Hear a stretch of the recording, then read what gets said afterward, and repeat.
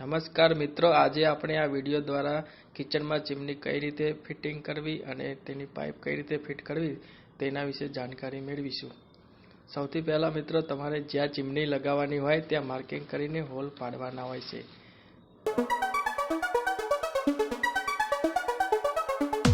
મિત્રો, બીજી એક વસ્તુ તમારે એ પણ ધ્યાનમાં રાખવાની હોય છે કે કિચનના પ્લેટફોર્મથી ચીમનીની હાઇટ તમારે 30 ઇંચથી 32 ઇંચ જનરલી રાખવાની જરૂરી હોય છે, જેથી કરીને આપણને તકલીફ ના પડે પાછળથી.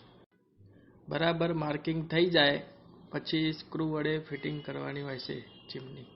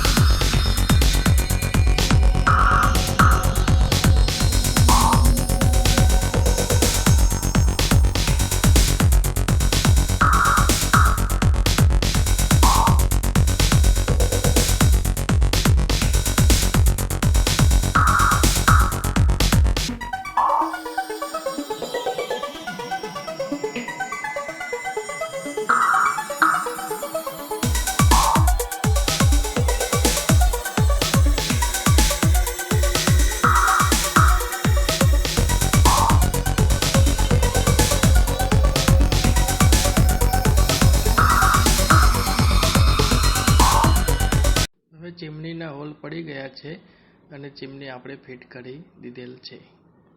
હવે વાત આવે છે પાઇપ ફિટિંગની. તો જેટલું સરળ છે ચીમની ફિટ કરવી તેટલું જ સરળ છે પાઇપ ફિટ કરવાનું. વાત કરીએ પાઇપ ફિટિંગમાં, તો બજારમાં 3 પ્રકારની પાઇપો મળી રહે છે ચીમની માટે, જે લોકો પોતાની અનુકૂળતા પ્રમાણે લગાવતા હોય છે. જેમાં એક પીવીસી પાઇપ હોય છે, એલ્યુમિનિયમ પાઇપ હોય છે અને ત્રીજી એલ્યુમિનિયમ ફોઇલ પાઇપ હોય છે, જેને એલ્યુમિનિયમ પેપર પાઇપના નામથી પણ ઓળખવામાં આવે છે. હવે વાત કરીએ પીવીસી પાઇપની, તો પીવીસીની પાઇપની મજબૂતાઈ અને લાંબા સમય સુધી ચાલે છે, જ્યારે એલ્યુમિનિયમ પાઇપ લાંબા સમય સુધી ચાલતી નથી. બીજો તફાવત જોઈએ તો પીવીસી પાઇપમાં અને એલ્યુમિનિયમ પાઇપમાં અવાજનો પણ ફરક હોય છે. બીજું, એલ્યુમિનિયમ પાઇપમાં અવાજ વધારે આવતો હોય છે, જ્યારે પીવીસીની પાઇપમાં નહિવત અવાજ હોય છે.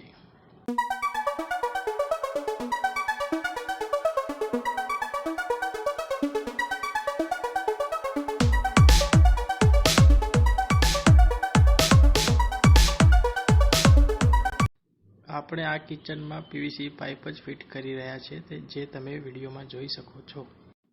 ચીમનીની પાઇપ ફિટિંગમાં એક વસ્તુનો ખ્યાલ રાખવો જરૂરી છે કે ચીમની લગાવ્યા પછી તરત જ 90 ડિગ્રી પાઇપ વારી ના લઈ જઈ શકાય, નહીંતર અવાજ વધુ આવે છે. તેથી ચીમની પછી ઉપર 3 થી 4 ફૂટ ઉપર લઈ ગયા પછી જ એલ્બો મારીને તમે 90 ડિગ્રી વારીને બહાર લઈ શકો છો પાઇપને. મિત્રો, તમે આ વિડીયોમાં જોઈ શકો છો, આપણે આ કિચનમાં ચીમની ફિટ કરી છે. તેની પાઇપ ચીમનીથી ઉપર 3 ફૂટ ઉપર લઈ ગયા પછી એને એલ્બો મારીને વારીને બહાર લઈ ગયા છીએ, જેથી કરીને ચીમનીનો અવાજ ઓછો આવે છે.